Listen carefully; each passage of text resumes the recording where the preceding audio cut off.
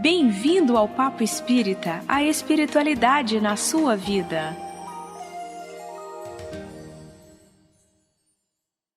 Olá, amigos! Sejam bem-vindos ao programa Papo Espírita, uma produção da Comunhão Espírita de Brasília. Eu sou Ana Cristina Sampaio e no estúdio nós temos a Miriam dos Anjos e a Thelma Alves prontas para o nosso bate-papo. Tudo bem, meninas? Tudo bem. Tudo bem. Bom, hoje o nosso tema é 10 maneiras de amar a nós mesmos. Trata-se de um texto do Espírito André Luiz no livro Paz e Renovação, psicografado por Chico Xavier, que eu vou ler para vocês e nós vamos conversar um pouco mais aprofundadamente sobre cada um desses 10 itens. Número 1, disciplinar os próprios impulsos. 2, trabalhar cada dia, produzindo o melhor que pudermos. 3, atender aos bons conselhos que traçamos para os outros. 4, aceitar sem revolta a crítica e a reprovação. 5, esquecer as faltas alheias sem desculpar as nossas. 6, evitar as conversações inúteis. 7, receber o sofrimento como processo de nossa educação. 8, calar diante da ofensa, retribuindo o mal com o bem. 9, ajudar a todos sem exigir qualquer pagamento de gratidão.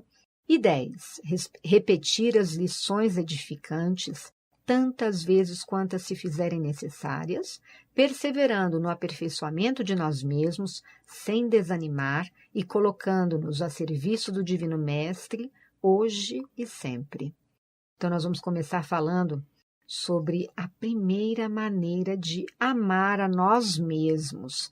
Como disciplinar os próprios impulsos pode nos ajudar nesse auto-amor. Quem quer começar? Quando fala de como disciplinar os próprios impulsos, e o primeiro passo aqui de amar a nós mesmos é disciplinar os próprios impulsos, eu só vou conseguir disciplinar meus impulsos à medida que eu me conheço. E nós voltamos, para a mesma fala de todos os nossos papos. O assunto são diversificados, mas a essência da melhora, da mudança, do amar, tem a ver com autoconhecimento. Então, quando eu entendo que é necessário me olhar nas minhas potencialidades, nas minhas qualidades, também me olhar nas minhas dificuldades, me auxiliam nessa disciplina. Então, é reconhecer que tenho determinadas atitudes ou determinadas situações da vida me fazem reagir, sobre determinada coisa, reagir a impulso. Eu não estou nem pensando, já. E depois a gente, poxa, por que falei, por que agi assim? E quando eu ajo, que eu raciocino, repenso, de repente, de vez de reagir a um silêncio, eu possa conseguir, de fato, disciplinar os próprios impulsos. Você ia falar também, né, Thelma? Exatamente, é conhecer a si mesmo, que inclusive está no livro dos Espíritos, na questão 919, que aí que pergunta o que vai fazer para melhorar suas más inclinações e tudo. Aí vocês veem na questão, busque no livro dos Espíritos. E aí tem que fala, conheça-te a ti mesmo. Então a gente vai ter que saber seus pontos fracos, se eu sou nervosa, se eu sou egoísta, se eu sou intransigente. Então a gente vai buscando essas questões, e se sou paciente, se eu gosto de ajudar o próximo. Então, assim, você vai pesando tudo isso, esses dois lados, vai se trabalhando, Hoje eu estou errando, amanhã eu melhoro. Se aqui na casa, eu estou, assim, me sentindo bem, estou com energia boa, aí chego em casa, levo essas energias para as pessoas com as quais eu convivo. Então, assim, é todo esse processo, que a gente vai vivenciando e aprendendo através do autoconhecimento, Não é à toa que o André Luiz coloca essa questão da gente controlar a impetuosidade da nossa fala, das nossas atitudes, como o primeiro passo para o nosso autoamor. Porque a gente fica pensando, mas por quê? Se alguém fez alguma coisa que eu não gostei, e se eu me gosto, por que eu não falo logo, Não assumo, olha, você não devia ter falado assim comigo, ou eu não gostei. E ele fala, não, para a gente controlar. O problema todo é que quando a gente não controla e a gente reage, que nem você falou, Miriam? A gente se arrepende. Aí vem a culpa. E aí é o sofrimento. E como é que eu vou gostar de mim mesma se eu estou arrependida da atitude que eu tive, não é isso? Porque é interessante, Ana, inevitavelmente, pessoas falarão ou agirão de formas que a gente não goste. Ou a gente repensa se aquilo de fato tem a ver comigo, com atitudes que eu tenho, que não percebi que eu tenho, ou ela falou alguma coisa ou agiu numa imagem que eu sei que aquilo eu não tenho, no momento mal que ela estava. Então, inevitavelmente, nós vamos ter, né, esse conflito pessoal de chegar a nós por pessoas ou por situações que nós não gostamos e que temos que evitar reagir. Quando é o outro que nos diz, existem maneiras e maneiras de se falar, né, que é o agir. Então, quando eu ajo, como você mesmo falou, né, Ana? Eu não gostei desse jeito que você falou. Quando a gente fala assim, a gente já está em julgamento. Toda vez, se a gente trouxer para a gente essa atitude, se alguém falar para mim, não gostei desse seu jeito, automaticamente a gente abre uma barreira e não haverá mais diálogo nessa conversa, porque vai ser julgamento em cima de julgamento, e às vezes as pessoas, no afã de eu consigo ferir o outro melhor, eu faço coisas, né? Das quais me arrependo. Das quais me arrependo. Então, existe, né, a comunicação não violenta, bárbaro para quem está nos ouvindo. Ouçam. Eu posso falar que eu me senti dessa forma, eu me senti agredido, eu estou me sentindo insegura, eu estou falando de mim em relação à situação, não estou julgando o outro. Então, eu consigo falar daquela situação que me foi desagradável sem acusar o outro. É como falar, né? Exato. Você pode falar tudo com o outro, mas de uma forma, como falar isso? Então, número 1, quando a gente disciplina os próprios impulsos, a gente tem autoamor porque a gente tem autoconhecimento, autorresponsabilidade sobre as nossas atitudes. Ana, segundo, sim. Antes de entrar no segundo, me permita, me deu aqui uma lembrança aqui. Impulso. Nós mesmos, às vezes, temos a compulsão de alguma coisa. Por exemplo, a compulsão de comer. Quando alguma coisa desagrada, a gente desconta na comida. Se eu não me amo, eu cederei todas as vezes ao meu impulso de comer. Certo. No momento que eu entendo que aquilo não está fazendo bem para mim, né, aquela compensação de me alimentar excessivamente, eu vou, na hora que chega o impulso, eu sou capaz de controlar, porque aquilo não está me fazendo bem. Então, começa por atitudes nossas, para nós mesmos. A gente está falando dos outros em relação a nós, mas o auto-amor começa naquilo que eu consigo dizer não para aquilo que eu mesma faço que me faz mal. O André Luiz, ele está se referindo exatamente a isso. O que nós devemos fazer, atitudes para nosso auto-amor.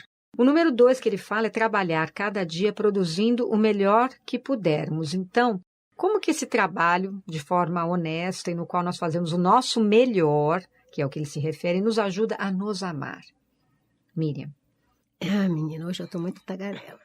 Olha, quando temos 10, tá? São 10. É porque me vem tantas coisas na cabeça ao mesmo tempo. Trabalhar fazendo o melhor que pudermos. Eu acho que isso é uma preciosidade enorme. E é tão precioso que vai contra o que a cultura da nossa sociedade tem exigido do cidadão, que é o se dar bem, não interessa os meios, mas eu preciso me dar bem. E aí, muitas vezes, eu faço muito mal feito aquele trabalho que eu poderia fazer melhor, mas o que me interessa lá na frente o resultado econômico, seja o que for, material. Mas quando eu entendo que, independente do que eu faço, a limpeza da casa que eu faço, a gestão de um grande negócio, de uma grande empresa, eu tenho que fazer o melhor. Porque quando eu faço o melhor, há uma satisfação enorme pessoal nossa. Porque quando a gente pensa, eu tenho que ser um cidadão de bem, quando falamos da religiosidade, que Jesus nos chama para o caminho do bem, não é? O caminho do bem começa assim, quando eu já sou capaz de fazer o melhor que posso em qualquer situação. E trabalhar bem não é uma escolha, já penso assim, mas é um dever nosso. É a consciência tranquila também, né? Que isso gera. E autoestima, que é o autoamor, porque você sabe que você batalhou, que você deu o seu melhor. Quando você consegue as coisas de forma escusa, ou você sabe que você não deu o seu melhor, digamos assim. Mesmo assim, você estava em busca de um objetivo material e você consegue. Você lá na sua consciência sabe que você não deu o seu melhor. Então, você não tem autoestima. Você pode ter uma aparência de felicidade, mas voltado para o lado material. não para o lado espiritual, que é o que ele se refere aqui, né? Não se amar, na verdade, Não se né? ama. Porque quando nós nos amamos, a gente vai querer fazer isso para nós, né? Então, a gente tem que trabalhar isso. O que eu estou fazendo para alguém ou para mim, que eu tenho que fazer para mim, né? Amar ao próximo como a ti mesmo é amar a mim. Então, como é que eu vou me amar? Fazendo isso. Eu tenho que fazer as coisas de acordo eticamente, né? De acordo com... Você tem que ver também, às vezes, assim, ser. Por que eu tenho que ter? Eu tenho que ser, né? Se às vezes aquele ser vai me trazer um benefício financeiro, ótimo, né? Mas a gente tem que buscar isso, porque a gente tem que estar em paz conosco. Vivenciar um dia de cada vez trabalhando dessa forma. Voltando, o trabalho honesto é muito digno, não é? Exato, dignidade. Você falou uma palavra digno, muito então muito boa. é assim, não há nada errado em que eu trabalhe e faça o melhor visando uma promoção, uma melhoria. Não há nada de errado. Há de errado quando esse meu agir para esse resultado envolve o prejuízo de demais. Aí é que está errado. Exato. Número 3, do André Luiz. Atender aos bons conselhos que traçamos para os outros. Somos bons em dar conselhos para os outros, não somos? Perfeito. Dizem que esse conselho vendesse, né? E todo mundo resolve a vida do outro com facilidade. Você tem a solução, né, para resolver. Mas as coisas não são bem assim, Mas né? às vezes a gente até está olhando de fora e a gente consegue visualizar um caminho para aquela pessoa. Mas se a gente não usa aquele caminho, nós não temos autoridade nenhuma para dar conselho, né? Então, acho que ele fala nesse sentido. Isso, faço o que eu digo, mas não faço o que eu faço, né? Se você vivencia aquilo que você está orientando, você tem autoridade para falar sobre aquilo. E aquilo te dá autoestima também. Porque você vê coerência em si mesmo, não é? Isso. Acho que é por aí. Exatamente. Número 4, aceitar sem revolta número 5, desculpa. Aceitar sem revolta a crítica e a reprovação. O ideal é que a gente não tivesse... que o mundo não tivesse tanta crítica ainda, né? Mas ainda existe. Mas eu acho que nesse ponto nós devíamos ser menos melindrosos. Isso. Sabe? Eu acho que a sociedade pode até ser crítica, pode reprovar, mas se eu não tenho melindre, que o melindre nasce do meu orgulho e da minha vaidade, se eu sei quem eu sou, né? Se eu trabalho fazendo o melhor que posso, se eu sou coerente com aquilo que falo, como ajo. Crítica e reprovação passa por um crivo de reflexão se aquilo está dizendo alguma coisa de mim que eu deva mudar e melhorar, mas se aquilo não diz respeito a mim, passa batido. Se você não se identifica com aquilo, né? Exato. Mas tem que ter muita maturidade também para chegar nesse ponto, né? Precisa se conhecer. Autoconhecimento, né? Autoamor, de novo, autoconhecimento. É o processo. Quanto mais a gente amadurece, né, nesse processo de autoconhecimento, menos a gente vai se importando. Bom, o exemplo de Jesus, por exemplo. Jesus não se importou com... Ele sabia quem ele era. Então, Sim. Ele não se importou com a reprovação de todos, chegou ao ponto em que chegou e ele se manteve inabalável, né? Na condição dele, naquilo em que ele acreditava. Ele não se transformou para atender a quem o criticava ou para se justificar, não é? Claro, estamos falando do espírito superior, né? Mas eu acho que é esse o caminho que ele veio nos ensinar, não foi? Quando a gente vê que ele foi para a cruz, ele também nos mostrou o que é esse autoamor, essa autoestima, essa segurança no meu pensamento, né, na minha consciência. Isso? Até no processo de sofrimento, né? Que ele não precisava passar por isso. Mas ele passou para mostrar que nós temos que passar, trabalhando os nossos sofrimentos, o nosso momento de dor e sofrimento, a gente levando de uma forma resiliente, com paciência, que aquilo vai passar, com tranquilidade e o mínimo de revolta, né? Porque você vai ter um momento ou outro revolta, mas você passando por isso de uma forma assim... Tentando trabalhar isso. Tentando porque trabalhar... nós não conseguimos 100%. Exato. Jesus é uma meta, né? É um referencial. Mas a gente tentando trabalhar, a gente consegue. Tá Refletindo, né, sobre isso. E quando você percebe que você consegue, às vezes, aceitar, né, dentro de um processo, a crítica, quando você aceita e não se revolta, e também o André Luiz, ele fala aqui, não alimentar revolta e aproveitar a crítica. Quer dizer, isso aí já é o cúmulo do amadurecimento, né? É aquele olhar do que o que me fala de mim, eu tenho que pensar. Porque às vezes o que está falando, pode até estar falando de maneira mais grosseira, Em geral, mais sim. áspera, não é? E também não é que essa coisa de crítica construtiva também é entre aspas, né? Que dependendo da maneira como se fala, não constrói nada. Muitas vezes a gente destrói uma pessoa nessa crítica construtiva. Eu falo mesmo porque eu não sou de esconder, eu falo na lata também. Não é um comportamento cristão também. Mas receber crítica é um trabalho de autoconhecimento, é um trabalho de auto-amor, é um trabalho de humildade, sabe? De empatia, de compaixão por aquele que está falando. Porque, às vezes, a crítica, ele está mal.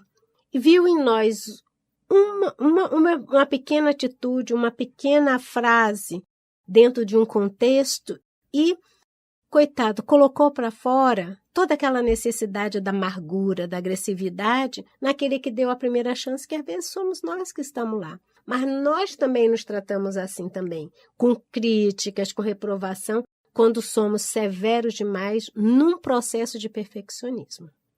Quando sofremos de perfeccionismo, achamos que tudo tem que ser perfeito dentro do padrão que a gente coloca, tornamos-nos extremamente exigentes conosco primeiro e, obviamente, com o outro, aquele que está na nossa casa, no nosso trabalho. Isso não é amor, isso é desamor, porque adoecemos, porque nada é perfeito. Nada daquilo que nós façamos não possa melhorar. Tudo pode melhorar. Então, é uma coisa que acontece externa a nós, mas também é um comportamento muito interno que a gente tem conosco mesmo, nessa coisa da crítica, da reprovação. Isso é importante a gente receber aquela crítica, avaliar e falar, não, eu errei, desculpa, eu vou consertar. Então, assim, é muito importante isso, todos esses valores que a gente vai desenvolvendo, e vai trabalhando, a gente vai se enriquecendo, né? Você já acabou de entrar, então, na quinta, Thelma, que é esquecer as faltas alheias sem desculpar as nossas. Olha. Mas aí, sem desculpar as nossas, aí é difícil. A gente tem que ser rigoroso, né? Fazer um trabalho de puxar a orelha da gente. Amorosamente rigoroso. Como a Daniela Migliari fala muito aqui, com acolhimento, com né? Acolhimento, exatamente. Entendendo que faz parte do processo, estamos longe de sermos perfeitos, né? Que você falou isso, né? Da busca do perfeccionismo. Isso é falta de humildade, né? É o nosso orgulho de acharmos que nós damos conta, nós fazemos, acontecemos, mas as faltas alheias a gente deve desculpar. É duro também, né? Mas a indulgência, né? É a indulgência. E ela é um processo também a ser construído. E André Luiz é fantástico, né? Nesses passos aqui, porque veja, para você esquecer as faltas alheias, na verdade, esquecer a gente não esquece. Né? A gente não esquece as coisas que nos acontecem e como elas nos chegam. A gente pode, porque isso é uma questão de memória. A gente pode ressignificar o fato. Né? Mas esquecer não vai. Mas a gente só consegue ressignificar, vamos dizer assim, a falta alheia se eu tenho controle dos meus impulsos, se eu já faço o melhor que posso em qualquer situação, se além de escutar bons conselhos, eu também tenho uma atitude introspectiva quando os conselhos chegam a mim. Quando eu também já... Né, eu tô voltando àqueles passos. Você está construindo os passos. Né? Porque eu não consigo esquecer a falta alheia se eu não tenho controle dos meus impulsos. Ou seja, se eu não tenho o meu auto-amor. Se você não tem o primeiro. Se eu não tenho o primeiro. Então, se eu ajo por impulso, eu tenho que ser muito perdoada. Porque minhas ações devem magoar demais o outro. Então, quem mais precisa de perdão das faltas alheias sou eu e não o outro, né? Então, esse processo que o André Luiz está colocando das maneiras é fantástico. Uma antecede a outra. Bom, faltam mais 5 que nós vamos deixar para a gente conversar no segundo bloco. É 1 minuto só.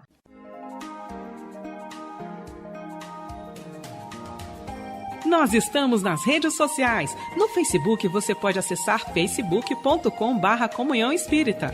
No Twitter, twitter.com/Comunhão Oficial. Estamos também no YouTube. Acesse youtube.com/Comunhão Espírita de Brasília.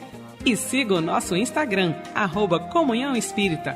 Acompanhe, divulgue e participe de nossas atividades. Voltamos ao Papo Espírita. Hoje nós estamos falando sobre 10 maneiras de amar a nós mesmos, um texto do Espírito André Luiz, no livro Paz e Renovação.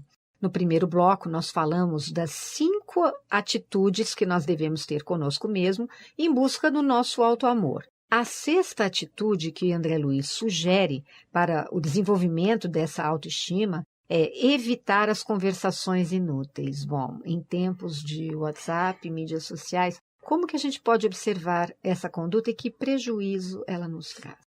Eu acho que a primeira coisa é o que é uma conversação útil. O que é útil? Opa, vamos lá. Não é? Porque tá difícil da gente dar alguma utilidade assim na Pois nossa é, então assim, incrível, né? Se a gente levar em consideração que útil é tudo que eu absorvo em termos de religiosidade, né? Foi falado aqui no primeiro bloco dos exemplos de Jesus. Se eu absorvo a necessidade de cultivar em mim sentimentos mais nobres, né, a fim de que eu minimize os meus atos ainda de orgulho, de vaidade, etc.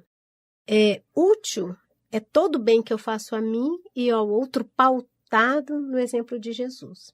Então, quando eu começo a conversar falando da vida alheia, quando eu falo da vida alheia e coloco um ponto, que esse ponto pode gerar um tanto quanto de maledicência, é uma conversação útil? Se eu sou só negativa, é útil isso? Só mostro desgraça, só digo que o mundo está perdido. Exato.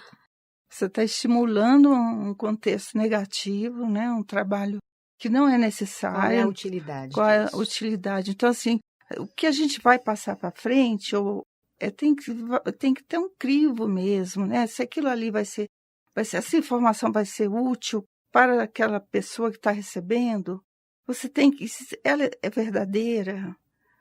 Será se é necessário ela ouvir aquilo agora?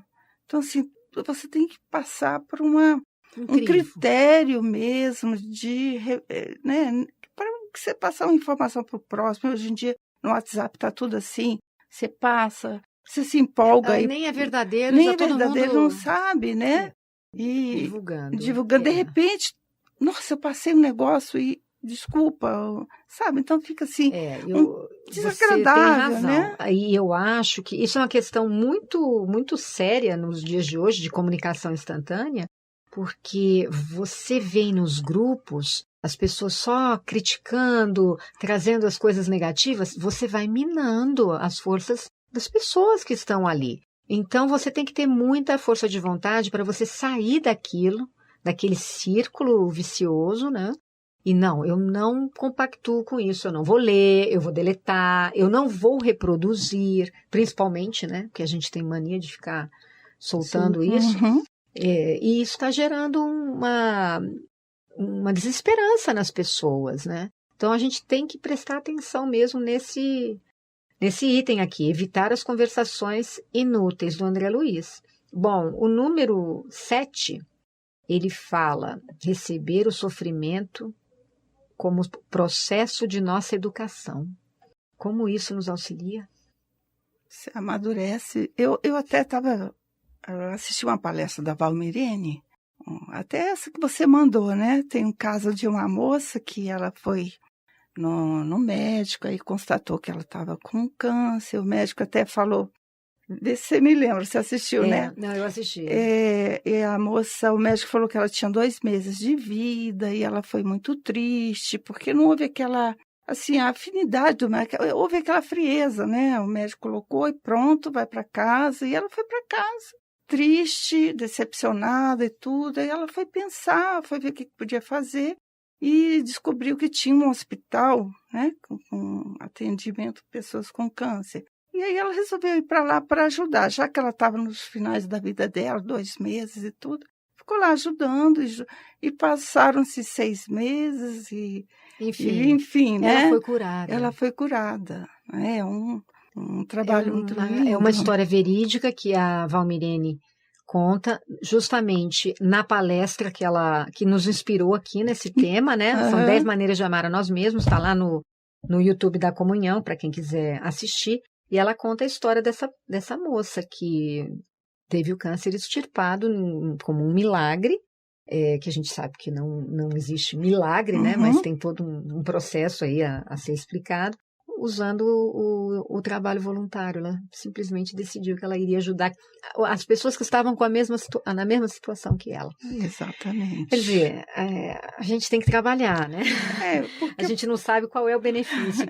Mas porque o positivo, né? O pensamento envolve cada molécula nossa. E nós estamos nesse contexto mergulhados. Tem uma frase de um livro, acho que do André Luiz, que é colocado, que nós estamos mergulhados na divindade de Deus como peixes e plantas no oceano. Olha que coisa. E ele envolve nós tanto por dentro como por fora. Então, se você emana esses pensamentos positivos, você muda seu contexto de sofrimento, né? Você vai trabalhar molécula a molécula, cada pedacinho seu, e pode transformar, que é o caso dessa senhora. E foi o que Jesus fez, que Jesus dizia, você se curou. Então, a tua fé te curou. A sua fé te curou, exatamente. Agora, a atitude dela é fantástica, porque 2 meses, quem que receberia essa notícia tem 2 meses de vida, né, que conseguisse superar essa notícia de impacto, ressignificar um tempo curto em auxílio ao outro.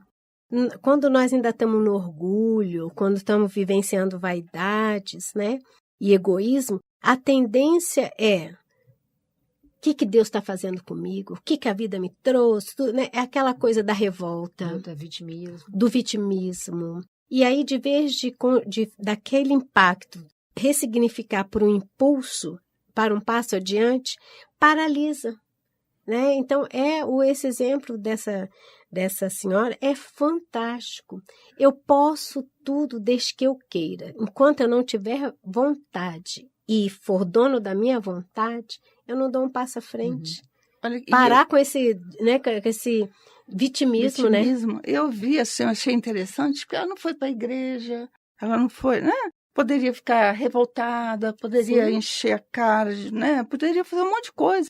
Não, ela foi para um hospital que tinha as pessoas com os mesmos problemas que ela, e ela começou a trabalhar, dedicar, e mudou. E ela fez exames e estava curada. Não tinha mais o câncer. Então, assim, olha como o universo conspira ao nosso favor. Pode conspirar contra, como pode conspirar a favor, né? Então, está aí o universo, a natureza mostrando tudo. E o conspirar a favor ou contra depende das nossas de atitudes. De nossos pensamentos.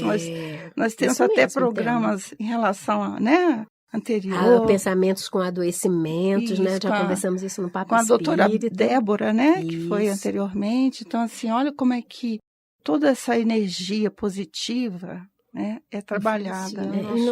E não é uma coisa de religiosidade, é a ciência provando já isso, né? Isso.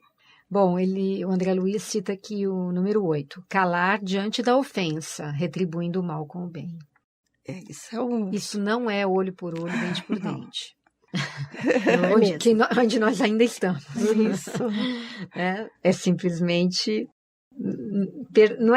Aqui ele não fala nem em perdão, né? Ele fala calar, mas ele fala retribuir o mal com o bem. Quer dizer, quando você ouve uma ofensa, mas você consegue responder com uma palavra carinhosa, aquilo fica tão evidente, né? Quando aquilo vem de dentro, claro, quando faz parte do seu sentimento.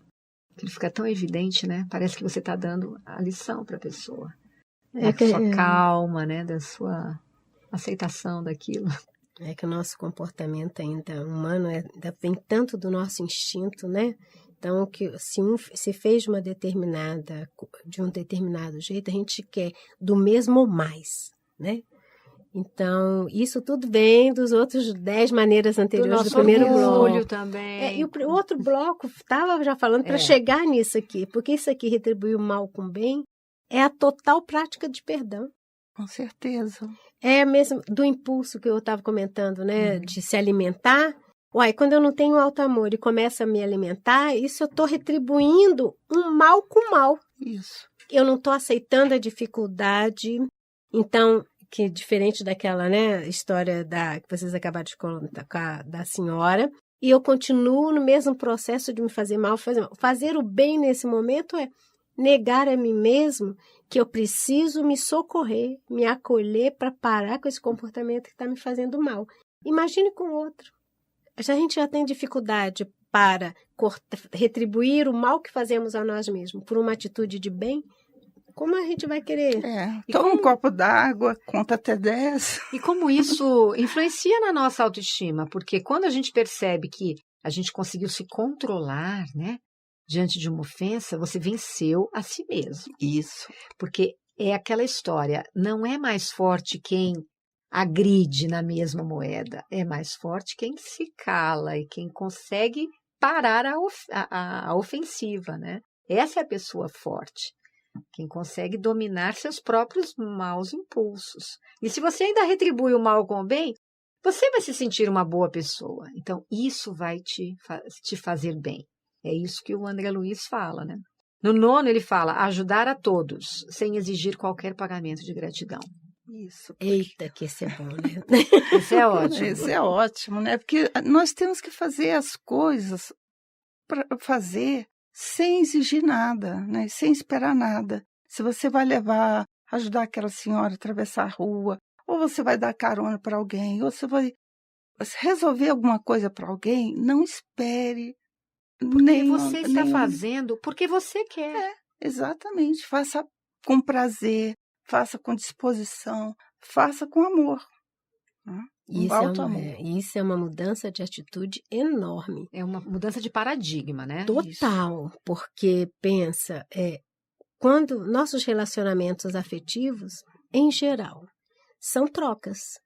Eu amo quem me ama porque me faz bem, me traz, né, uma recompensa daquela relação, porque o dia que pensa diferente não faz mais parte da minha relação afetiva. Então, essa coisa de pagamento sem gratidão é uma ressignificação, mudança de paradigma. Porque pensa bem, se eu faço as coisas, né, escolho fazer o melhor que posso, eu não estou querendo que ninguém agradeça. Quando eu faço as coisas o melhor que posso, que cuido de alguém, que limpo uma casa, que ajudo o colega de trabalho, não é para que ele fale, veja em mim nossa, como é boazinha, né? Como ela é legal. Não, se ele quiser, é a parte dele, mas eu já estou bem por ter feito aquilo que eu quero. E não mudando o que sou, criando um personagem de boazinha para que receba em troca esses elogios que não são verdadeiros. Pura manipulação também. Total. Isso. Porque a gente trabalha muito assim, né? Em geral, as pessoas trabalham nesse nível. Eu vou fazer, vou mostrar, e aí em troca, isso é manipulação pura, Sim. Né? Eu recebo um elogio, Sim. Ou eu me sinto bem comigo mesma. Eu acho que sou aquela pessoa que faço tudo pelos outros. Aí o dia que o dia que recebe uma contradição, uma coisa ruim, aí cai a máscara todinha. Mas porque se revolta. Assim? Exato. Agora, quando eu faço tudo pelos outros e não é do fundo do meu coração, sem querer retribuição, é porque também tem uma baixa autoestima violenta, Isso. Porque a pessoa precisa da aprovação externa. Então, você não se ama. Então, quando o André Luiz fala isso, sem exigir qualquer pagamento, você, antes disso, você já tem que estar satisfeito com você mesma para que você faça pelo outro, sem querer nada em troca, porque o ato de fazer já é bom para mim. Não, a satisfação é interna, não vem de fora. Isso mesmo. É muito profundo. E é treino. E é treino. Porque quando a Trabalho. gente lê, parece fácil, mas se a gente for avaliar as nossas atitudes, a gente vai ver que tem muita coisa, né, por trás por fazer. É, por isso que eu acho que as instituições religiosas, ela tem essa importância, tem uma importância, assim, nesse quesito, porque você frequenta e começa a fazer trabalhos assistenciais. Eu ajudo nisso, eu ajudo na sopa, eu ajudo você que faz, né, o trabalho de ir nos hospitais para leitura. Então, você começa, no começo, eu vou, mas depois você se engaja, que passa a ser rotina da sua vida. Aí você começa assim, poxa, se eu ajudo as pessoas aqui, fora e tudo, você começa a ficar sem graça de não ajudar os seus na sua casa, seus filhos, irmão, parente, um amigo. Então, esse processo já vira uma rotina na sua vida. Porque qualquer pessoa que chegar para você, olha, Miriam, eu estou precisando disso, você me ajuda? Claro, eu vou fazer sim. Não vou querer nada em troca. Não vou querer nem... Não. Se você falar, não, muito obrigada, não, que isso. Não, e você sente que é do coração. Estou falando da Miriam porque a gente já conhece há mais de 30 anos, né? E é do coração. E é do coração. Você faz voluntário, é voluntário. É voluntário. Então, Exato. esse exercício de ser voluntário parece, assim, bobagem. Parece, Mas assim... é um treino, né, Thelma? É um treino maravilhoso. É A gente não tem... desapego, é uma porque série de exercícios. Você vai na casinha da né? pessoa, você vê tudo caindo, assim, a equipe aqui vai ajudar com o mantimento, vai ajudar, assim, no atendimento fraterno, que você escuta cada história. Aí você, poxa, eu não vou ajudar minha amiga, eu não vou ajudar meu marido, eu não vou ajudar minha filha, sabe? Então, assim, não faz mais parte na sua vida o não ajudar. E o não ajudar... Não ajudar sem achar que eles têm que te endeusar. Nossa, fulano é ótima. Não, poxa, você não me deu nenhum obrigado. Eu conheço gente assim. Poxa, eu ajudei fulano, a pessoa nem me deu um obrigado. Eu falo para a pessoa, não, mas não espere isso não, porque senão você vai ficar uma pessoa infeliz. Mas isso que nós estamos falando é pura aplicação daquela parte do Evangelho que Jesus diz, como é que é quando a gente fizer com a mão direita uma determinada coisa que a esquerda não saiba, ou seja, parar de ficar revelando para que saibam o quanto que a gente está se doando, o quanto que a gente está ajudando, né? Sem neurose. Que é pura vaidade isso, né? Pura vaidade. Pura vaidade. Gente, o 10º. Repetir as lições edificantes tantas vezes quantas se fizerem necessárias, perseverando no aperfeiçoamento de nós mesmos, sem desanimar, e colocando-nos a serviço do Divino Mestre hoje e sempre. Fechou, né? Nossa. E entender que essas lições edificantes, se eu tiver também, né, com um olhar meio desviado, mas essas lições edificantes são as nossas próprias dificuldades em conseguir construir essas 10 maneiras de nos amarmos.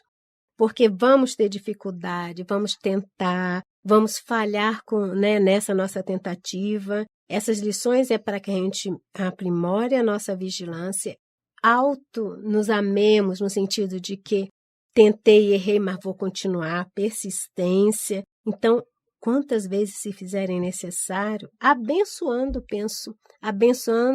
a oportunidade de treinar aquele equívoco até o dia em que eu consiga perceber que eu estou na iminência de fazer novamente aquela ação equivocada e já não a executo mais. Porque teste é igual teste na escola. Dificuldades se repetem. Né? Se repetem com pessoas diferentes, com situação diferente, mas a essência se repete até o dia que a gente consiga dar respostas diferentes para aquela mesma questão. E aí, quando a gente se venceu, né? Venceu essa etapa, que felicidade, né? Autoamor. Sim. Autoamor. Porque aí você, puxa vida, eu já fiz diferente. Então, todos esses passos do André Luiz, eles fazem a consciência ficar tranquila, eles fazem a gente ter paz, que é o que a espiritualidade nos ensina, né? Se você bota a cabeça no travesseiro e não fiz nada que me desabonasse, nem desabonasse ao outro, isso é o conhece a ti mesmo e isso gera autoamor, que é o que você precisa para dar amor ao outro. Que é tudo isso que a gente tem falado aqui. É verdade. Amor ao outro, indulgência, perdão, tudo isso parte da gente também para o outro. Isso. Meninas, o Papo Espírita vai ficando por aqui. O tema foi ótimo, né? Nossa. Muito. André Luiz é bem profundo.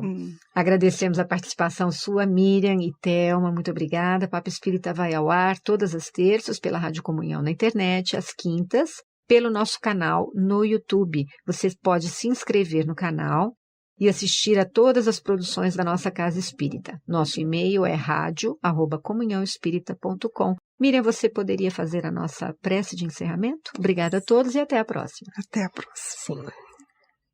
Deus nosso Pai, Jesus, o exemplo, Ele mesmo nos disse ser o caminho, a verdade e a vida. Que nesse nosso caminhar das nossas existências e da presente, nós possamos estar abertos, receptivos às intuições da espiritualidade amiga, que possamos estar abertos às oportunidades que nos chegam de conhecimento, de vivência, para que sejamos melhores um dia de cada vez, mas que acima de tudo nós possamos trazer para nós a benevolência, a indulgência, possamos vivenciar o amor, o perdão e, acima de tudo, Pai amoroso, que não nos deixes um dia sequer passar sem que possamos perceber o quanto é necessário olhar para nós mesmos e nos amarmos do jeito que somos, na certeza e na fé inabalável de que amanhã seremos seres melhores, porque a perfeição é nosso caminho. Então, no dia de hoje, sê conosco, alivia as nossas dores, mostrando-nos o quanto somos capazes de vencê-las. E nos momentos, Pai, em que consigamos nos amar, termos atitudes melhores para nós mesmos, que nós possamos elevar o nosso olhar, o nosso coração a uma oração de gratidão. Obrigada, Pai amoroso, pelo dia de hoje. Obrigada pela força que nos dá. Obrigada pela esperança do amanhã, porque sem ela nós não teríamos motivação para seguirmos adiante na busca de sermos cada dia um pouco melhor. Graças a Deus. Você ouviu o programa Papo Espírita, a espiritualidade na sua vida.